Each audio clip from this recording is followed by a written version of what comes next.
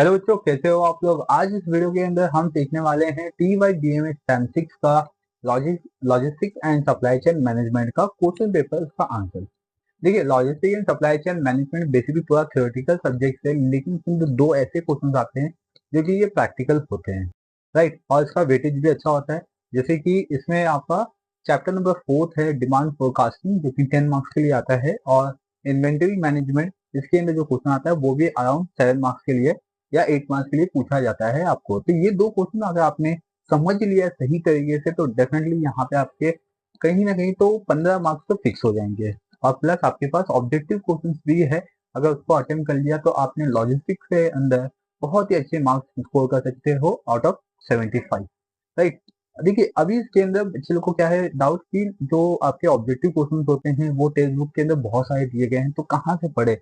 बहुत सारे बच्चे क्या करते हैं, टेक्स्ट बुक ही याद कर लेते हैं, जो भी मिलता है उनको, जो भी रिसोर्सेज मिलते हैं उसमें डिफरेंट टाइप के पब्लिकेशन से उसके याद कर लेते हैं। तो यहाँ पे मैंने क्या किया हुआ है, एक सिंपल था कि 2018 से लेके 2023, ठीक है, 2018 से लेके 2023 के जितने भी पेपर्स है उसके सोल्यूशन मैंने अपलोड कर दिए हैं, ठीक है। क्वेश्चन पेपर भी मैंने अपलोड कर दिए हैं, तो आप उसको चेकआउट कर सकते हो। उसका लिंक मैं डिस्क्रिप्शन बॉक्स में दूंगा। टोटल यहाँ पे 2018 नवंबर से मैंने पेपर अपलोड किए हुए, यानी कि 2018 नवंबर फिर 2022 के नवंबर, क्योंकि 19 का पेपर 19 का ही पेपर है, 2019 आपका अप्रैल नवंबर ये है।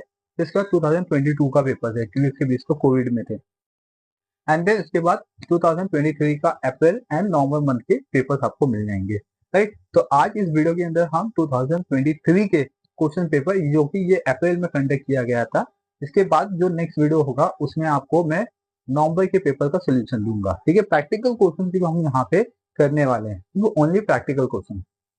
तो यहाँ पे आज देख सकते हो, यहाँ पे जो मैंने बोर्ड पे क्वेश्चन लिखा है ये 2023 अप्रैल मंथ का पेपर है, और ये 7 मार्क्स के लिए आया था एग्जाम्स में, ठीक है। 10 मार्क्स के लिए भी आते हैं और 7 मार्क्स के लिए भी आते हैं, तो अभी ये 7 मार्क्स के लिए आया हुआ है, ठीक है। इसमें करना क्या, पहले क्वेश्चन रीड कर लेते हैं, फिर इसके बाद इसको सॉल्व करते हैं। ये डिमांड फोरकास्टिंग के क्वेश्चन यहाँ पे पूछे गए। तो इसके अंदर आप देख सकते हो, from the below given data calculate a 3 period weighted moving average with weighted as 3, 2 and 1. The largest weight is assigned to the most recent period and the current demand value. Also forecast the demand for 11th month, ठीक है। आपको 11th month का demand भी यहाँ पे forecast करना है, और यहाँ पे जो आपको एवरेज वेटेड होगा वो 3, 2, 1 के बेसिस पे करना है, यानी कि 3 ईयरली मूविंग एवरेज के बेसिस पे यहाँ पे करने बोला हुआ है आपको। बस इतना ही करना है, जो कि 7 मार्क्स का क्वेश्चन है। तो इसमें देखो, फर्स्ट वन हम क्या करेंगे, इसके मेथड होते हैं, ठीक है। उस मेथड में अगर आप जाओगे तो डेफिनेटली आपको 7 में से 7 मार्क्स मिल जाएंगे, राइट। तो अभी उसके अंदर करना क्या है, और जो अभी मैंने क्वेश्चन रीड किया ना, पहले तो ये बता दूं, ये जो क्वेश्चन पेपर है आपको पीडीएफ फॉर्मेट में मिल जाएगा, जिसका लिंक मैं डिस्क्रिप्शन बॉक्स में दे दिया हूँ, उसको आप रेफर कीजिए, ताकि आने वाले आपके जो पेपर्स है, ठीक है, उसको बहुत ही अच्छी तरीके से आप कंडक्ट कर सको, अटेम्प्ट कर सको और अच्छे खासे मार्क्स स्कोर कर सको। तो फर्स्ट वन हम क्या करेंगे, इसके अंदर 3 yearly moving average find out करेंगे, and then 3 yearly weighted moving average करेंगे। यहाँ पे मैं शॉर्ट में लिखा है WMA, यानी कि वेटेड मूविंग एवरेज करेंगे इसके अंदर। देखो, मूविंग एवरेज कैसे करते हैं और वेटेड मूविंग एवरेज कैसे करते हैं, इसको हमें सीखना इंपॉर्टेंट है। और यहाँ पे आपको सम दिया गया है कि इसमें 11th मंथ का जो है ना, वो आपको डिमांड फोरकास्ट करना है। तो जब हम 3 ईयरली मूविंग एवरेज निकालेंगे तो उसमें आपका 11th मंथ का ऑटोमेटिकली काउंट हो जाएगा। कैसे करते हैं, देखिए 3 ईयरली बोला है तो इसमें 1, 2, 3, ऐसे 3 डॉट कर देने का, 3 डैश कर देने का, 3 ईयर्स को ये स्किप कर देने का, एंड देन इसके बाद की वैल्यू आपको फाइंड आउट करनी है। तो कैसे करनी है वो देखो। तो यहाँ पे अभी हम क्या करेंगे, 3 ईयरली मूविंग एवरेज निकालेंगे, ठीक है। अब ये निकालेंगे हम इसके लिए 4th मंथ के लिए, ठीक है। यहाँ पे 1, 2, 3 को हमने डैश कर दिया, तो अब जो मेरे पास वैल्यू आएगी वो 4th मंथ के लिए आएगी, बराबर। यहाँ पे तो इसको कैसे करेंगे हम लोग, 100 प्लस 120 प्लस 130, 100, इसका फॉर्मूला भी होता है, फॉर्मूला मैं आपको बताता हूँ। फॉर्मूला होता है टोटल, यहाँ पे क्या डिमांड है, total demand of past year divide by number of year. ठीक है, तो ये होता है अपना फॉर्मूला। तो हम जितना भी पास ईयर का डिमांड लेंगे उतने ही नंबर ऑफ ईयर से हम इसको डिवाइड कर देंगे। तो अभी क्या कहते हैं इसके अंदर, फर्स्ट वन देखो, यहाँ पे हम लोग 1 से काउंट करेंगे, 1 2 3, तो इसमें लिखेंगे 100 प्लस 120 प्लस 130, और कितना ईयर से 1 2 3, तो इसको 3 से हम डिवाइड कर देंगे यहाँ पे। ठीक है, इसको ऐड करेंगे, कितना होगा, 1 2 3, 350, और 350 को हम अभी डिवाइड कर देते हैं। चलिए इसके लिए कैलसी कर लेंगे, आप लोग कैलसी में कर देना प्रॉपर। मैं यहाँ पे कर लेता हूँ कैलसी, मैं मोबाइल की कैलसी यहाँ पे यूज करता हूँ। तो 350 डिवाइड बाई 3, इसमें आएगा 116.67। ठीक है, तो ये आंसर आ गया। तो ये आएगा फोर्थ मंथ में लिखेंगे 116.67। वैसे यहाँ पे 6 7 नहीं आ रहा, यहाँ पे क्या है 6 6 ऐसा आ रहा है कंटिन्यूसली फॉर्मेट में, तो मैंने 6 7 ले लिया। अब नेक्स्ट निकालूंगा मैं फिफ्थ मंथ के लिए। ठीक है, तो फिफ्थ मंथ के लिए अब क्या करूंगा मैं, अभी 1 को काउंट नहीं करूंगा, अब मैं 2 से काउंट करूंगा। ठीक है, 2 3 4, तो अपना फिफ्थ मंथ का आएगा। तो that is mean 120 plus 130 plus 135 divide by 3 किया, इसको ऐड करो तो कितना आएगा, 385 डिवाइड बाई 3। ठीक है, तो इसको डिवाइड करते हैं, 385 डिवाइड बाई 3, इसमें आएगा 128.33। राइट, तो इसको ऐड कर लेते हैं, 120 प्लस 130 प्लस 135, हाँ 385 डिवाइड बाई 3, तो 120.33 आ गया, 128.33। ओके, देन क्लास, अब आई थिंक ये जो कॉन्सेप्ट है ये आपको समझ में आ गया। देखिए ये क्या एग्जाम में हमें ऐसे करते हुए ना 11 मंथ तक, नहीं ऐसा कुछ भी नहीं है यार, आपने 1 2 मंथ दिखा दिया बस उतने ही है। ठीक है, इसके बाद जो एग्जामिनर है वो समझ जाएगा, जो चेकर है वो समझ जाएगा कि इसके बाद आपने ऐसे किया, तो आप डायरेक्टली इसमें कैलसी से कर सकते हो। तो अब क्या करना है आपको, यहाँ तक हो गया, अभी यहाँ से 3 से काउंट करना है, 3 4 5 इसके नीचे। ठीक है, तो अपने को 6 मंथ का मिलेगा, तो यहाँ पे मैं आप डायरेक्टली इसको ऐड कर रहा हूँ, इसमें 130, ठीक है, फिर 135 प्लस 145, तो आएगा 410। मेरे साथ आप लोग भी करते रहिए तो आपको समझ में आएगा, और डिवाइड बाई 3 कर देना इसको, तो इसमें आएगा 136.67। ठीक है, अब अगेन करते हैं यहाँ से। ठीक है, तो 1 2 3, तो ये अपना ये आएगा, जहां पे भी ये वैल्यू आएगी ना वहीं से काउंट करना है, 1 2 3 बस, ऐसा 1 2 3, क्योंकि 3 है मूविंग कर रहे हैं। अगर ऊपर से नहीं समझ आएगा तो नीचे से समझो। ठीक है, जहां पे भी मेरी वैल्यूज आई ना तो वहीं से काउंट करो, 1 2 3, ये वैल्यूज यहाँ पे आई है, तो इसमें 150 है, 145 है, और इसमें 135 है, तो ऐसा भी करेगा तो भी चलेगा। तो 430 आ गया, को डिवाइड बाई 3 किया, तो 143.33। राइट, सेम उसी मेथड में अभी यहाँ से 160 प्लस 150 प्लस 145, तो इसमें कैसे ना आपका डेटा ये नहीं होगा, मिसमैच नहीं होगा, क्योंकि कभी कभी ऐसा होता है कि बच्चे ऊपर से काउंट कर लेते हैं, नीचे से काउंट कर लेते हैं। ठीक है, जैसे हम नीचे आएंगे वैसे वैसे डेटा यहाँ पे कंफ्यूजन होगा, तो कंफ्यूजन ना हो ना, तो जहाँ पे भी अपना वैल्यूज आए ना उसकी सेम लाइन में जो भी वैल्यूज है वहां से काउंट करो 3 ईयर्स तक। 4 ईयर्स का होता तो हम क्या कहते हैं, 1 2 3 4 ऐसा लेते हैं, बट यहाँ पे अभी 3 ईयर्स है, तो 1 2 3, तो 145 तक देना है। ठीक है, तो इसको मैंने ऐड किया तो 455 आया, इसको डिवाइड बाई 3 किया तो 151.67 आया। ठीक है, तो अभी नेक्स्ट 175 प्लस 160 प्लस 160 प्लस फिर 150 डिवाइड बाई 3, तो डिवाइड बाई 3 किया, एक सेकेंड, डिवाइड बाई 3, हाँ, तो 161.67 आया। एंड लास्ट में करेंगे यहाँ पे अभी, तो देखो कैसे करते हैं, यहाँ पे अभी ना 180 प्लस 175 प्लस पे 160, तो 515 डिवाइड बाई 3, तो इधर आएगा 171.67। अभी अपने पास 11th ईयर का फोरकास्ट निकालना है, राइट।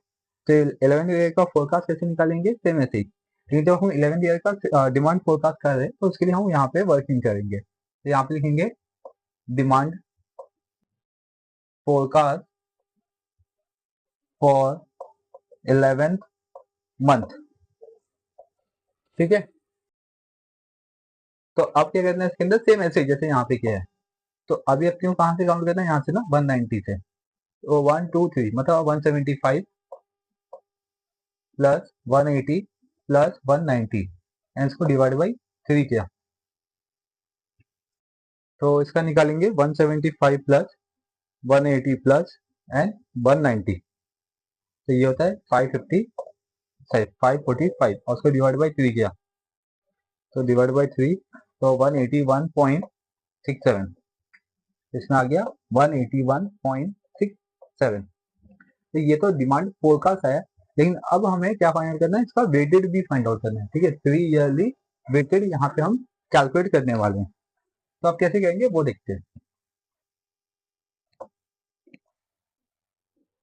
तो यहाँ पे लिखेंगे 3 yearly weighted moving average. Okay, तो अब इसके लिए कैसे करते हैं हम लोग, वो इंपॉर्टेंट देखें। फर्स्ट मैं आपको सीधा 11th ईयर का फोरकास्ट बता देता हूँ। ठीक है, उसके बेसिस पे फिर आगे का सब है। तो यहाँ पे लिखेंगे demand forecast for 11th month.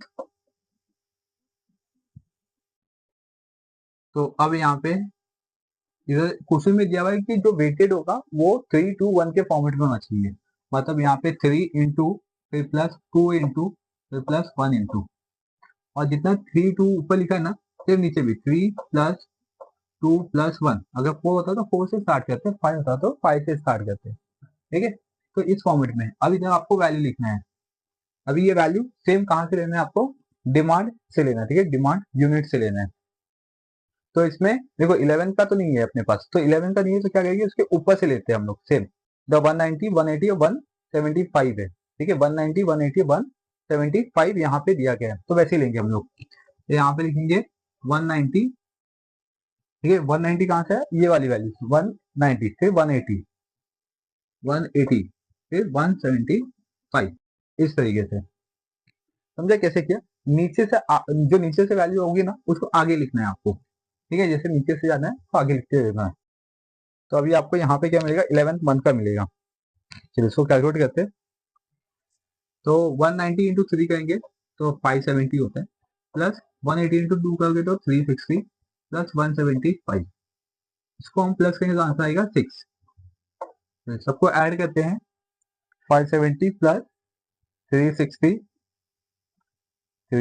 Plus 175 तो आ गया 1105, और उसको अभी 6 से डिवाइड कर दो तो डिवाइड बाई 6 तो 184.166 या 167। तो 66 कंटिन्यू आ रहा है तो यहाँ पे 67 ने लिया। या तो आप यहाँ पे आंसर इसको 16 है ना, तो आप इसको 17 भी कंसिडर कर सकते हो। राइट, चलिए तो ये जो वेटेड वैल्यूज है ये 11th मंथ की है, तो यहाँ पे लिखता हूँ मैं 184.17। ये हो गया। सेम ऐसे ही करना है आपको। अभी अभी हमने ये डिमांड फोरकास्ट था, लेकिन हमें आगे की वैल्यू भी फाइंड आउट यहाँ पे करनी है। ठीक है, तो अपने लिए यहाँ पे ये जो मेन क्वेश्चन था वो यहीं तक ही था, लेकिन हमें जब 11 मंथ का फाइंड आउट करना है मतलब उसकी आगे की वैल्यू, मतलब उसके ऊपर की जो वैल्यू है वो भी कैलकुलेट करना ही है। तो वैसे ही करेंगे क्लास। यहाँ पे मैं आपको फिर से समझा देता हूँ, इसलिए मैं यहाँ पे लिखता हूँ अभी 10th मंथ। ठीक है, 10th मंथ का अभी हम यहाँ पे 3 ईयरली वेटेड मूविंग एवरेज निकालेंगे।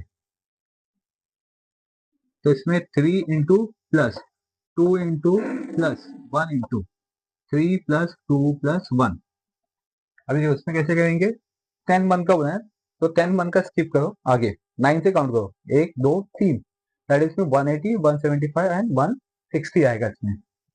तो 3 के लिए लिखोगे 180, फिर इधर पे 175 और इधर पे 160 हो गया। ठीक है, अब इसका मल्टीप्लाई करेंगे, 18 3 54 और एक 0 प्लस, आप लोग कैलकुलेशन में कर सकते हो, यहाँ पे मैं डायरेक्टली करता हूँ। 175 2 यहाँ पे होगा 350 प्लस 160 और डिवाइड बाई 6। ओके, अभी हम इसको ऐड करेंगे तो इसमें आएगा 1050 डिवाइड बाई सिक्स करते हैं अभी यहाँ पे।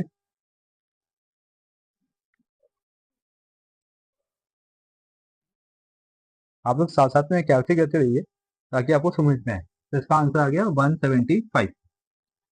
यस, एग्जैक्ट 175 आएगा यहाँ पे, तो इसको 10 मंथ पे लिखेंगे।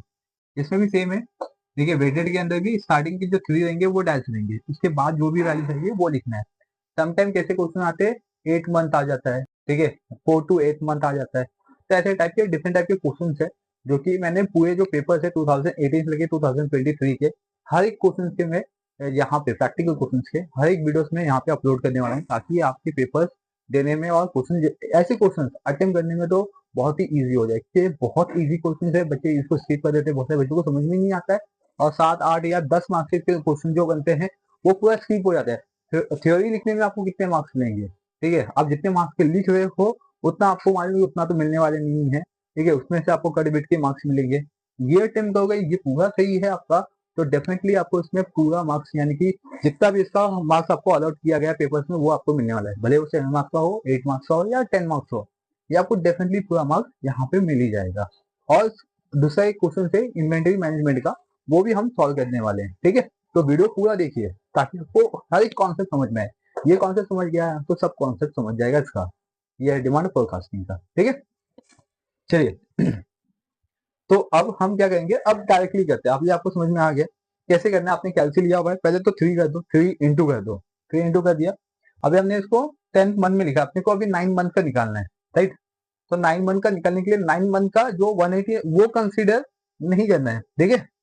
तो इसको हाइड किया 9 मंथ का, फिर 8 से लो, देख कितना है 175। तो 3 इंटू करके रखा हुआ है कैल्सियम में, 175 किया प्लस, ठीक है, प्लस किया। फिर इसके बाद इसकी वैल्यू कितनी आएगी वो नोट डाउन करके रखो, ठीक है। या तो कैल्सियम में एक मेमोरी बटन है, अभी मेरे पास कैल्सियम अवेलेबल नहीं है, लेकिन डेफिनेटली मैं कोशिश करूंगा नेक्स्ट लेक्चर में आपके पास कैल्सियम लेके आऊंगा और वहां पे बताऊंगा कि आप डायरेक्टली यहाँ पे प्लस कर सकते हो। प्लस करने का यहाँ पे एक मेमोरी प्लस बटन जो होता है ना, उससे आप यूज करोगे ना तो प्लस ऑटोमेटिकली हो जाता है, तो इसलिए आपको ज्यादा टेंशन नहीं है। तो यहाँ पे मैंने क्या किया, 3 इंटू 175 किया, फिर 2 इंटू 160 कर देंगे, प्लस यहाँ पे अभी 150, ठीक है, 150। तो आंसर आएगा 995 आ गया सबका, और उसको डिवाइड बाई 6 करते हैं, कितना आ गया इसका 165.83। देखिए क्लास नहीं समझेगा, मेथड यहाँ पे लिखा हुआ है, सेम मेथड में जाइए आपको आ जाएगा आंसर। और ये सिर्फ आपको 2 ही लिखना है, आपने एक ही लिखा 11 फोरकास्ट तो भी चलेगा पेपर्स में, ठीक है। उसके बाद आप डायरेक्टली करना है क्योंकि उतना टाइम नहीं मिलेगा आपको। लेकिन ये है कि ये क्वेश्चन आया और ये आते ही है कंपल्सरी, ऐसे क्वेश्चन पूछे ही जाते हैं, हर साल पूछे गए, हर एक पेपर में पूछे गए, इसलिए मैं पेपर का बंडल बनाया हुआ है, पेपर सोल्यूशन बनाया हुआ है, पीडीएफ में पेपर दिया हुआ है ताकि आपको ईजी हो जाए, ठीक है। चलिए आगे, अभी 8 मंथ का निकालना तो इसको स्किप कर देना है। तो 3 इंटू इसके ऊपर का कितना है यहाँ पे 160, यहाँ पे 160 किया, फिर प्लस किया, 2 इंटू करो उसके ऊपर 150 है, फिर प्लस करो उसके ऊपर 145 है, ठीक है। तो ये किया कितना आ गया 925 आ गया, और उसको डिवाइड बाय किससे करना है 6 से, तो इसमें लिखेंगे 154.17, ठीक है। अभी मैंने इसका निकाला 11 10 9 8, 8 मंथ का हो गया ये। अभी 7 मंथ का निकाला तो इसको हाइड करेंगे 7 मंथ को, तो 3 इंटू 150 प्लस 2 इंटू 145 प्लस और लास्ट में क्या 135, 135 का आंसर है मेरा 875। इसको डिवाइड बाई 6 कर दिया मैंने, तो इसमें लिखेंगे 145.83, ठीक है। अब 7 मंथ का हो गया, अभी 6 मंथ का, तो 6 मंथ का भी हाइड करो, तो लिखो 3 इंटू कैल्सियम है, ठीक है, 145 ये वाला वैल्यू, फिर प्लस 2 इंटू 145 के ऊपर कितना है 135, प्लस 135 के ऊपर कितना है अपना 130, तो 130, ठीक है। तो कितना है 835 आ गया सबका, फिर डिवाइड बाई 6 कर दो, तो 139.17 हो गया, राइट। 1.6 लिखो तो भी चलेगा, सॉरी 0.16 लिखोगे तो भी चलेगा, 0.17 लिखोगे तो भी चलेगा। देन इसके बाद आते हैं हम लोग, ये हो गया 6 मंथ का हो गया। अभी 5th मंथ का कैलकुलेट करेंगे, तो 5th मंथ को हाइड करो, जिसमें लिखो 3 इंटू 135 प्लस 2 इंटू 130 प्लस फिर 120 लास्ट में इंटू 120 करेंगे, 1 इंटू 120 करेंगे, तो उसको डिवाइड बाई 6 कर दो। मेरा जो वैल्यू आया था वो 785 है, उसको डिवाइड करेंगे 6 से, तो इसमें आ गया 130.83। अभी लास्ट बचा, देखो एकदम एग्जैक्ट गया ना यहाँ पे लास्ट में। अभी सेम 3 अपने को इसको हाइड करना है 4 को, तब यहाँ पे 133 into 130 plus 2 into 120 plus last में 100। ठीक है, यहाँ पे 4 को हाइड करो तो ऊपर की 3 ही वैल्यू बची, तो 730 आ गया, उसको डिवाइड बाई 6 कर दिया, इसे लिखेंगे 121.67। ओके, देखो एग्जैक्ट यहाँ पे वैल्यूज आ गई। तो मेरा जो 11 मंथ का था वो डिमांड एग्जैक्ट अगर देखा जाए 3 ईयरली वेटेड मूविंग का फोरकास्ट देखेंगे तो 184.17 आ गए, और demand forecast only demand forecast देखेंगे तो 181.67 आ गया। तो ये टाइप के क्वेश्चन है यहाँ पे 2023 अप्रैल मंथ में पूछे गए पेपर्स के सोल्यूशन है। तो आई होप ये आपको समझ में आ गया इसको किस तरीके से आपको इसको सॉल्व करना है। चलिए अब इसको नोट डाउन कर लीजिए फटाफट। अब हम इसका सेकेंड पार्ट करते हैं, मतलब अपना इन्वेंटरी मैनेजमेंट के सम, ठीक है, जो कि क्वेश्चन नंबर 4 में होगा ये। ठीक है, तो पहले इसको आप नोट डाउन कर लीजिए, मैं यहाँ पे साइड हो जाता हूँ, या तो इसका आप स्क्रीन शॉट कर लीजिए।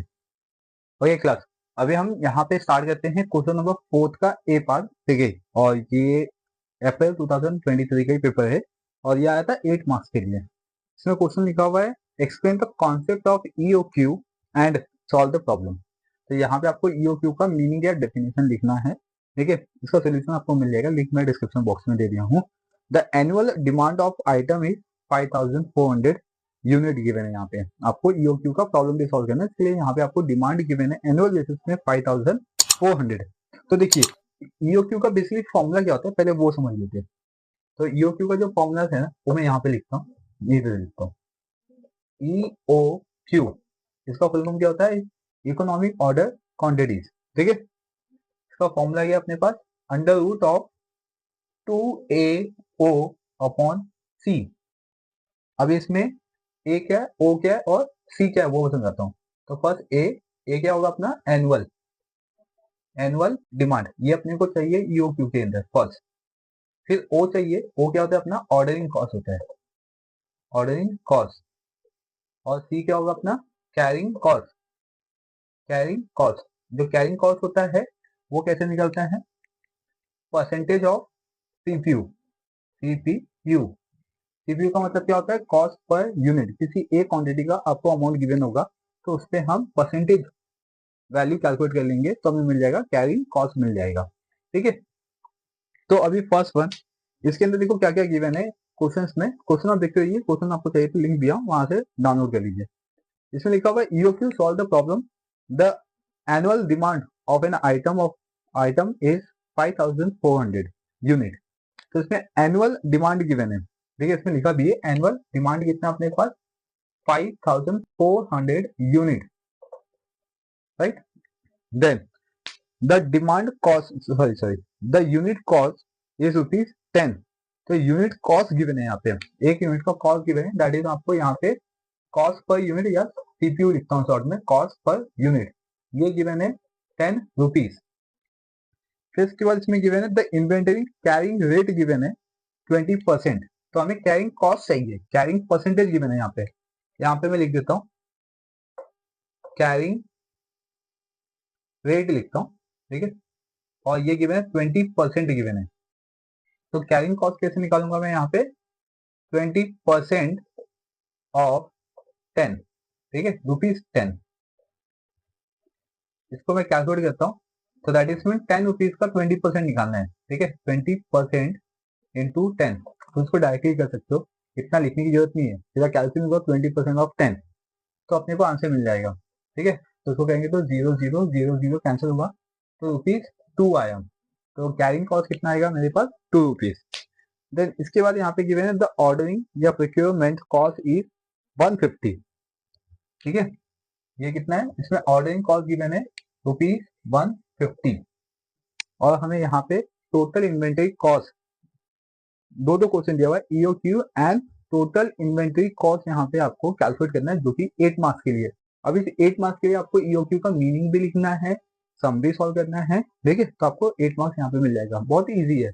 मीनिंग का ज्यादा ज्यादा आपको 2 मार्क्स होगा, और जो रिमेनिंग है 6 मार्क्स वो आपको इस पे जाएंगे। 3 मार्क्स का ईओक्यू और 3 मार्क्स का, या तो सॉरी 4 मार्क्स का ईओक्यू होगा और 2 मार्क्स का आपका टोटल इन्वेंटरी कॉस्ट हो जाएगा, इस मेथड में होगा, ठीक है। तो फर्स्ट वन, अब हम यहाँ पे इसको कैलकुलेट करते हैं। मैंने आपको हर एक चीज जो एलिमेंट है या जो टर्म्स है वो मैंने यहाँ पे एक्सप्लेन कर दिया, और ये कैरिंग कॉस्ट किस बेसिस पे निकलेगा ये भी मैंने आपको एक्सप्लेन कर दिया है। चलिए अब हम लोग ईओक्यू कैलकुलेट कर लेते हैं। फॉर्मूला यहाँ पे लिखा हुआ है, अब इसकी वैल्यू सब्स्टिट्यूट करते हैं। तो 2 इंटू ए एनुअल डिमांड कितना है 5400 का, और ऑर्डरिंग कॉस्ट कितना है 150 का है, और डिवाइड बाई, ठीक है, टोटल कैरिंग कॉस्ट है 2 रुपीज है, ठीक है। अभी हम इसका मल्टीप्लाई करते हैं, हाँ कैलकुलेट से करना है, या तो सिंपल सा 2 2 कैंसिल कर दिया। अब इसका करते हैं हम लोग, इसका आंसर कितना आएगा मल्टीप्लाई करके वो देखते हैं। 8,10,000 ये इसका आंसर आएगा, राइट। एंड इसका स्क्वायर रूट लेंगे तो इसका आंसर आएगा 900 यूनिट। तो यूक्यू मेरा कितना आ गया 900 यूनिट आ गया। अब मुझे क्या चाहिए, टोटल इन्वेंटरी कॉस्ट चाहिए। तो चलिए टोटल इन्वेंटरी कॉस्ट निकालते हैं। टोटल इन्वेंटरी कॉस्ट ये जो होता है इसका फॉर्मूला है, ठीक है, यहाँ पे बताता हूँ, मैं नीचे लिखता हूँ। टोटल इन्वेंटरी कॉस्ट का फॉर्मूला होता है ऑर्डरिंग कॉस्ट, ठीक है। यहाँ पे ऑर्डरिंग कॉस्ट प्लस प्लस यहाँ पे आएगा अपना होल्डिंग का cost, ordering cost plus holding cost. तो फर्स्ट हम यहाँ पे कैलकुलेट करेंगे ऑर्डरिंग कॉस्ट, ठीक है। ऑर्डरिंग कॉस्ट लिखा यहाँ पे, ऑर्डरिंग कॉस्ट का फॉर्मूला क्या होता है, अब इसके लिए भी एक फॉर्मूला है, ठीक है। ऑर्डरिंग कॉस्ट का फॉर्मूला होता है A divide by EO Q, EO Q, और इसमें इनटू करेंगे हम लोग ऑर्डरिंग कॉस्ट मतलब ओ, ठीक है। ये फॉर्मूला अपना, तो ऑर्डरिंग कॉस्ट का फॉर्मूला ए यानी कि एनुअल डिमांड कितना है तो divide by E O Q into O कर देंगे, वो मतलब ऑर्डरिंग कॉस्ट हो जाएगा। यहाँ पे एनुअल डिमांड कितना है 5400 का है, ईओ क्यू कितना है अपना 900 का है, ऑर्डरिंग कॉस्ट कितना है 150 का, ठीक है। तो इसमें अभी 150, ठीक है, 150 से 900 को हम डिवाइड कर देंगे। अभी देखो मुझे आता है इसलिए मैं यहाँ पे कर दे रहा हूँ, आपको भी आता तो आप भी कर सकते हो, या तो सीधा कैलकुलेट कर लो, टेंशन खत्म, ठीक है, एक ही बार में आपका आंसर यहाँ पे आ जाएगा। तो आपको इतना लंबा लिखने की जरूरत नहीं पड़ेगी। तो इसमें आएगा 5400 डिवाइड बाई 15 6 90, ठीक है, 15 6 कितना होता है 90, तो ये आ गया 6, इसको डिवाइड करेंगे तो इसका भी आंसर कितना आएगा 900, ठीक है, यूनिट में। तो ये मुझे मिल गया ऑर्डरिंग कॉस्ट मिल गया, कॉस्ट है सॉरी कॉस्ट है तो यूनिट में नहीं आएगा, फिर ये आएगा रुपीस में 900, ठीक है। फर्स्ट मुझे ऑर्डरिंग कॉस्ट मिल गया यहाँ पे ₹900 मिल गया, प्लस अभी मुझे होल्डिंग कॉस्ट चाहिए, तो इसके लिए फॉर्मूला, अभी देखो जो होल्डिंग कॉस्ट होता है ना वो अपना कैरिंग कॉस्ट पे आता है, तो इसमें लिखेंगे हम लोग EOQ upon 2 into carrying cost, ठीक है। तो कैरिंग कॉस्ट के लिए यहाँ पे सी, तो यहाँ पे मैंने कैरिंग कॉस्ट के लिए सी लिखा है, तो यहाँ पे भी मैं सी लिख रहा हूँ। तो देखिए अभी इसमें ईओ क्यू कितना है 900 अपॉन 2 इंटू 2, ठीक है, 2 यहाँ पे कैंसिल कर दिया, तो ये भी आंसर मुझे आ गया 900, इसमें भी प्लस 900 करूंगा तो मुझे मेरा आंसर मिल गया 1800। तो टोटल इन्वेंटरी कॉस्ट मिल गया यहाँ पे। तो आप ये जो फॉर्मूलास हैं ये सब आप लिख के रखो, ठीक है, अगर आपके पास नहीं है, ठीक है। ऐसे डिफरेंट टाइप के सम्स है अपने पास जिसमें डिफरेंट टाइप के फॉर्मूला यूज होने वाले हैं।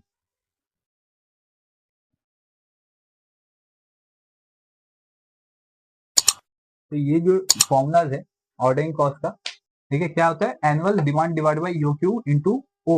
यहाँ पे ओ दिया है ना, मतलब ऑर्डरिंग दिया है तो ओ से मल्टीप्लाई करेंगे। इधर पे होल्डिंग कॉस्ट दिया है, मतलब उसको कैरिंग कॉस्ट ही बोलते हैं, तो इधर पे सी लिखा है यहाँ पे, ठीक है। इसको इधर कैरिंग कॉस्ट भी बोल सकते हो या तो होल्डिंग कॉस्ट भी बोल सकते हो। तो यहाँ पे जो जैसा रहेगा वैसे यहाँ पे भी आ जाएगा। क्लियर। बस आपको ये जो मेन है स्टार्टिंग के वो याद रखने होंगे। चलिए, तो बेसिकली ये हो गया आपका क्वेश्चन नंबर 4 का ए पार्ट, यानी कि क्वेश्चन पेपर 2023 अप्रैल मंथ का जो पेपर है ये हमने कंप्लीट कर लिया। 15 मार्क्स के क्वेश्चन कंप्लीट कर लिए। जो बाकी आपके थ्योरेटिकल है वो आपको मिल जाएंगे, एंड जो एमसीक्यू है उसके भी मैं वीडियो अपलोड कर दूंगा ताकि आपके ऑब्जेक्टिव क्वेश्चन भी कवर हो जाए।